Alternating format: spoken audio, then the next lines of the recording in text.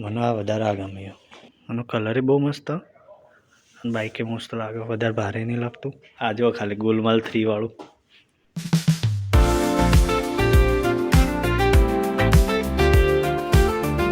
Hello, જય શ્રી કૃષ્ણ. ફરી નવા વિડીયોમાં. તો ભાઈ આજનો વિડીયો છે કે ભાઈ હું લાઇસન્સ કઢાવવા જઉં છું બાઇકનું.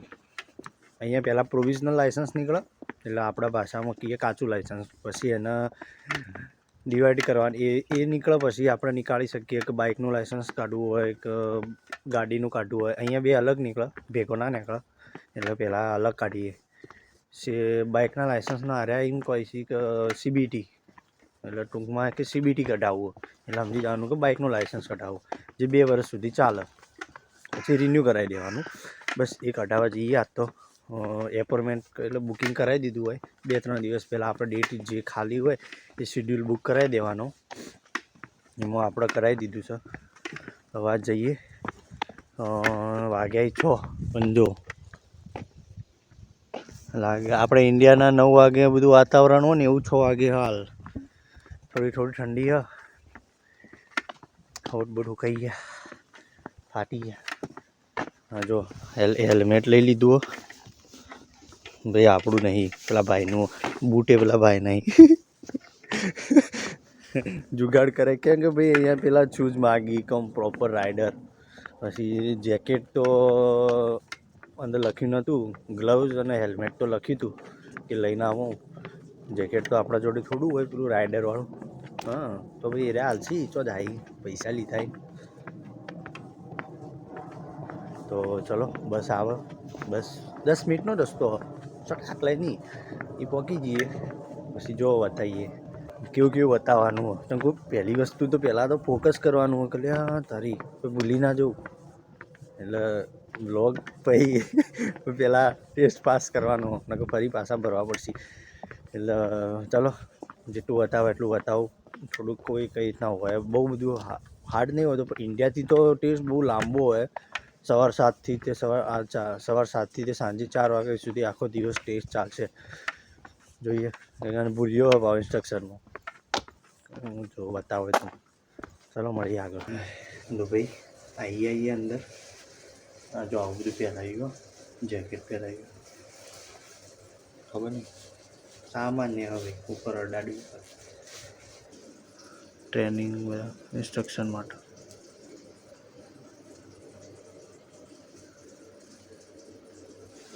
વેઇટિંગ કરો કે નંબર પ્લેટ વંચાવો, ઓખો કમ્પ્લીટ છે કે નહીં. તો ભાઈ અભી તો ખતમ હો ગયા. આ ટેસ્ટ ઇન્ટ્રોડક્શન આપી દીધું બધું, અને હવે જઈએ છીએ. પેલા બધા હેલ્મેટ, જેને હેલ્મેટ ના લાવે હેલ્મેટ લેવાના, નકર ગ્લવ્સના પૈસા ભરીને પૈસા લે. આપણે તો બધું લઈને જ આવ્યા હતા, ખર્ચવાના ના હોય. આ ઇન્સ્ટ્રક્શન હિન્દી આવડતું હતું એટલે પછી વધુ ના આવે સમજવામાં. જો આટલા લાયા રહી બાસ્કેટબોલનું ગ્રાઉન્ડ. અહીંયા બધું ગોઠવીને શીખવાડે છે. પતી ગયો ભાઈ, જવા બેઠા પહેલાં બેઠા. પણ હવે બીજા 2 જણા હતા શીખવાડવાળા. હવે બીજા એરિયા શીખવાડી દો. અમે 3 જણા અમને લીધા, બીજા 4 જણા એમને લીધા. એ શીખવાડી દો એટલે પછી રોડ ઉપર શીખવાડવા જશે. અહીંયા નોર્મલ પ્રેક્ટિસ હતી, ટર્ન લેવું, side light, brake, emergency brake. પણ એટલું બેઝિકથી શીખવાડીને કે જે જન્મ જ લીધો હોય ને તો એને પહેલી વાર જ સાધન જોયું હોય ને, બાઇક હોર્ન કહેવાય. બોલો વિચારો, એને પહેલાં કેવું કીધું ખબર હે ઇન્ટ્રોડક્શનમાં કે આને ચાવી કહેવાય, આને હોર્ન કહેવાય, આને ટાયર કહેવાય, આને સીટ કહેવાય. એટલે આ 1 કલાક તો એને ખાલી હેલ્મેટનું સમજાયું કે આને આવી રીતના પહેરવાનું, આને પટ્ટો કહેવાય, આ પ્લાસ્ટિકનું આવે, ફાઈબરનું આવે, આને આવી રીતના કાઢવાનું. હું તો કીધું યાર આટલું તો ના હોય, આટલું ખબર હે. આને બ્રેક કહેવાય, આવી રીતના બ્રેક મારવાની. ગજબ બેઝિક શીખવાડી. તો શું આવે, આને સાઈડ લાઇટ આ સાઈડ આપો ને તો રાઈટ કહેવાય. બોલો નંબર પ્લેટ કહેવાય આને. બોલો આ બધું કહેવાનું ખબર હે. બોલો કરવા આ હેલ્મેટ એવું આવ્યું ને માથામાં. હા જો આ ડબ્બામાં બધી એક્ટિવા ભરીને લાવ્યા હતા. બાસ્કેટબોલના ગ્રાઉન્ડમાં. ગજબ ભૈયા. સવાર 7:30 ચાલુ કરી હતું તે 8:30 વાગે સુધી તને હેલ્મેટ સમજાયું, પછી એને ચાલુ કર્યું એક્ટિવા સમજાવવાનું, અને બ્રેક કહેવાય ના કહેવાય. 2 કલાક તો એ રહ્યા. પછી આ બધું સમજાવતો હતો કે ટર્ન લેવાનું, બ્રેક મારવાની, યુ ટર્ન લેવાનું. એ તો બરાબર હે, પણ આ બધું હવે રોડ ઉપર જવાનું થોડી વાર રહી, અને પછી તરત ને તરત CBT તરત, જો પાસ થઈ ગયા તો. નકર કંઈ નહીં. બીજી વાર ભરો.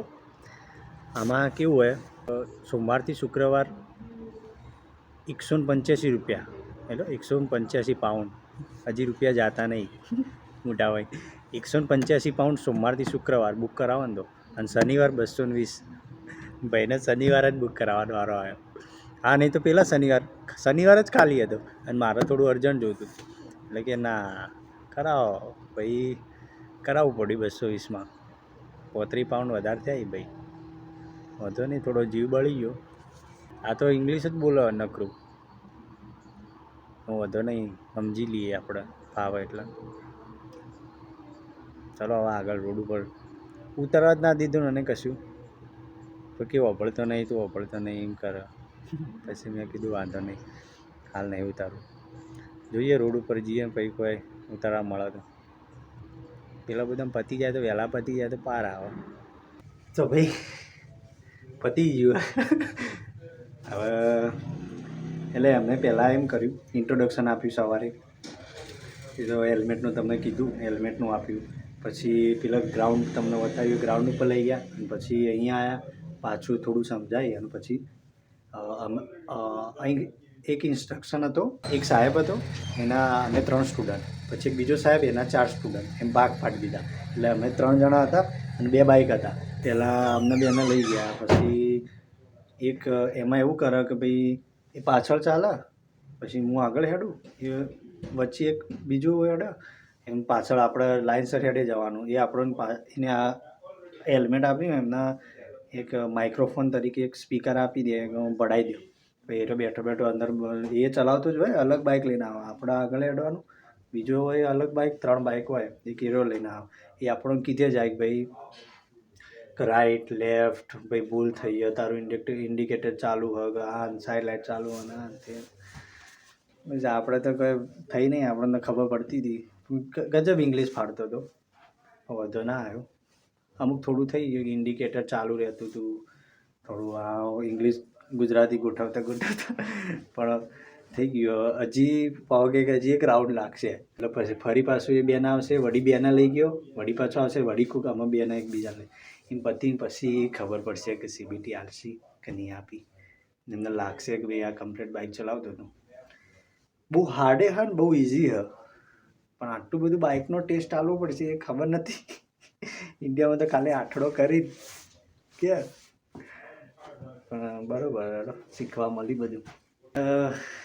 બધાએ જોયું તો હશે આમિર ખાનનું મૂવી ધૂમ 3, ઋતિક રોશન.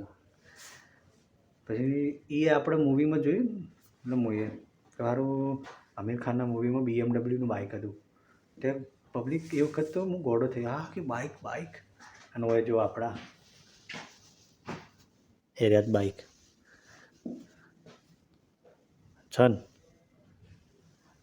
હું એ બધા ડિલિવરીમાં વાપરી, બોલો શું કરવાનું. આ બધા બાઇક બધા ડિલિવરી માટે નોર્મલી હોય માટે. અને આપણે બધા ગજબ હોય.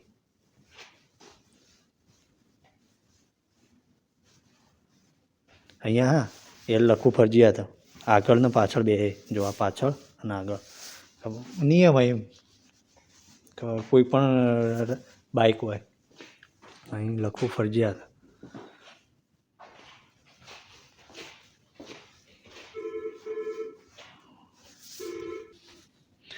મને કયું ગમ્યું, કિથે ગયા સૈયારે, મને આ વધારે આ ગમ્યું.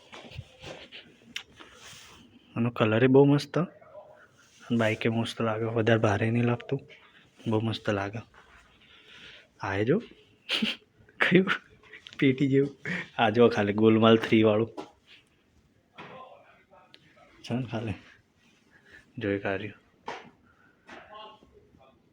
હવે આપણો ફોટો ના બોજો. હવે આપણો પાડો ભાઈ, મારો પાડો. હું એ સીબીટી કાઢ્યું હોય આવું ના ચાલે. ઠેકા ભાઈ. આ પેલો પ્રેક્ટિસ રૂમ બધું ભણાવી, બધું સમજાવી ભાઈ આવી રીતના ચલાવવાનું હોય, દોરી દોરી સમજાવી. અને અહીંયા શું કહે, રાઉન્ડ એબોટ. આ બધા સાઇન તો આપણા થોડા અલગ બી આપણાથી બધા, બહુ બધા સાઇન. એટલે હા કીધું ના યાદ. આ બધું આ રાઉન્ડ એબોટ કહે ને. ખુરશી હોય, આ હેલ્મેટ. ચાલો ફાઇનલી સીબીટી નીકળી ગયું. હવે ઘેરે આવી ગયા, ફ્રેશે થઈ ગયા, તરત આપી દે તો કોઈ વાર નહીં કરતા.